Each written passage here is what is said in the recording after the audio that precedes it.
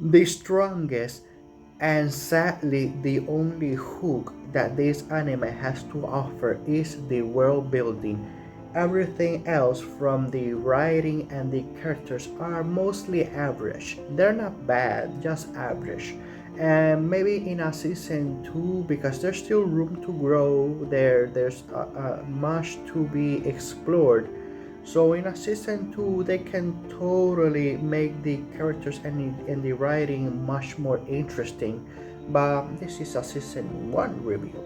So let's start with our main character Kai, he is in his village. He's in the bottom of the totem pole, and he wants to get stronger to avoid of a tragedy that happened in his past when his original village where he grew up was attacked by a member of a different race. I forgot the names, but let's just call them monkeys. And because of that trauma, he wants to protect the people that he care about. But there's only one problem: is that since there's but a couple of problems, but he being in the bottom of the totem pole, he can only receive so much of a portion of food, because the lower you are, the less portion you receive. And the other thing is that in this world there's a thing called soul stones that reside right next to your heart and is connected to the heart. I thought in the beginning, by the way that they were pulling them out of their enemies' bodies, that instead of a heart they had a soul stone. But no, it's just that the soul stone is just right next to the heart. So when they pull the soul stone out, the heart gets damaged. And the soul stone is very important, because inside the soul stone there is a liquid that when you drink it empowers you and makes you stronger. But him being in the bottom of the totem pole, he can only receive a small portion, and that's very frustrating because he wants to get stronger, like I said in the beginning, to protect his people. But he has one trick up his sleeve, that is that he has the memories from his past life. And kinda, because it's mostly not necessarily like other isekais anime where they just bunk their head and suddenly the entire memories from his past life just push in one fell swoop. No, it's more like a sixth sense, like he's just but minding his own business, and suddenly the word rice ball comes into his head, and he's trying to think of a solution of something, and for some reason the word molecules and dividing them come into his mind. So it's not like he received his entire memory from his past life. It's mostly like a couple of keywords, like a sixth sense. So do you classify this as an isekai or not? Honestly, I'm a half and half. I don't know if I could to classify as an isekai or not. But because of that, he was able to use a little bit of the knowledge from his past memories to invoke fire magic, or sorcery in this world, as it's called. And when he was cornered by a enemy orc, he was able to use his fire magic to defeat him, but he was very badly injured. He was separated from the rest of his group, and he was in the verge of dying, where he stumbled upon a valley where he encountered a godstone. And in this world, if you are blessed by a god, you become a guardian bearer, and the stronger the territory that you the territory where the god resides, the stronger and the more flourish it becomes, the stronger the guardian bearer becomes. And he used that new power to defeat the enemy, whether it be the orcs, the monkey people that I forgot the name, and started to cut the attention of the other upper echelon of his village, mostly with the other female character Jose, who in the village, and not only in this particular village, but even in different races. So it's not just a human problem. The orc, the monkeys, and other races have the same problem.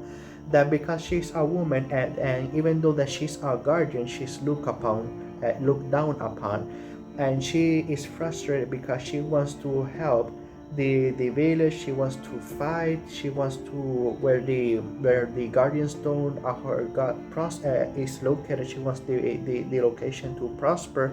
So she has a lot of ambitions, and she decides to train alongside Kai to become stronger. And let me just say that the father, and let's just say that even though the father has a couple of problems when it comes to him looking down upon the daughter, not wanting her to fight, but it's just because she cares about her, and just a little bit of sexism and thinking that woman cannot be as strong as man.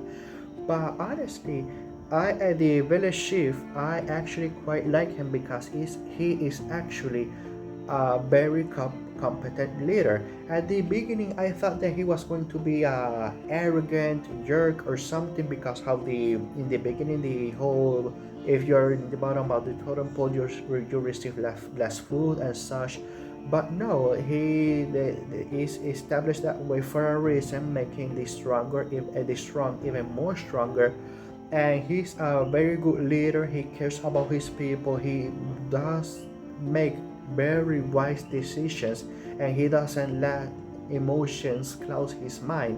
So I actually quite like his personality and the way that he even interacts with Kai, suspecting that Kai became a guardian better, but waiting for the right moment to bring it up. And Kai becoming, like I said, a guardian bearer and becoming stronger, learning how to protect, very protective of his valley where the